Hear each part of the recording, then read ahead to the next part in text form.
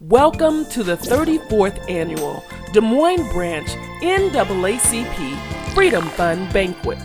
We are honored by your support of this very special occasion. Together, we celebrate a century of hope. 2009 marks the 100th anniversary of the National Association for the Advancement of Colored People.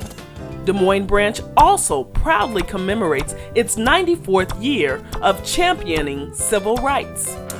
As we reflect on this landmark anniversary, we salute the NAACP's powerful legacy, which includes 100 years of fighting for freedom and equality, a century of demanding justice, and 10 decades of being America's conscience. The NAACP is the nation's largest and oldest, baddest and boldest civil rights organization.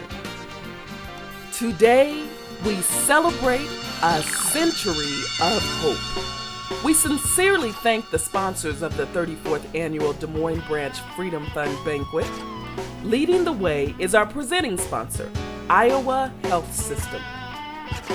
Champion sponsors include Nationwide, Walmart, and Wellmark Blue Cross and Blue Shield. Thank you also to our sustaining sponsors, supporting organizations, and our heritage and patron ticket holders. Your support will help us continue the work of the NAACP. We are honored by the presence of our keynote speaker, Hillary O. Shelton, Vice President for Advocacy and Director of the National NAACP Washington Bureau. We'd also like to recognize our banquet co-chairs. Corporate co-chair, Bill Lever, President and CEO of Iowa Health System. Community co-chair, Dr. Vincent Lewis, Principal of North High School. Please stay tuned for an important announcement. Ladies and gentlemen, the President of the United States, Barack Obama. Thank you all so much for allowing me to join you today. I'm pleased to help you commemorate this historic anniversary. And I'm so sorry I can't be there in person to express my profound gratitude to the NAACP as you mark this milestone. It is humbling to consider all that the NAACP has achieved over the course of a century. It's humbling to think of the progress made possible by ordinary folks who refused to settle for the world as it was and instead stood up and fought to remake the world as it should be. It's humbling to know that it is only because of the men and women of the NAACP, only because of those freedom riders and civil rights workers, those protesters, preachers, and teachers, that I can come before you as President of the United States. The men and women who started this work a century ago were united not by color, but by cause. Their shared determination to secure for all people those rights that were only available to some. They understood that for those words put to paper by our founders to mean something for all our people, each new generation would have to breathe new life into them.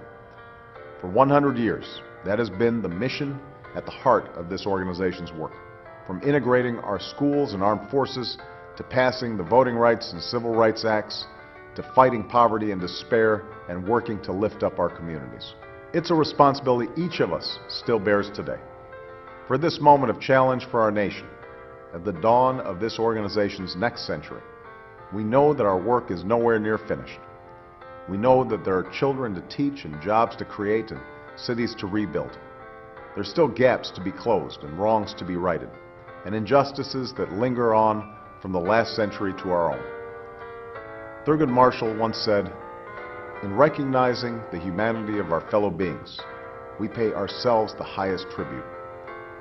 For 100 years, the NAACP has pushed us to acknowledge the humanity in each other and to ensure that our laws would follow suit.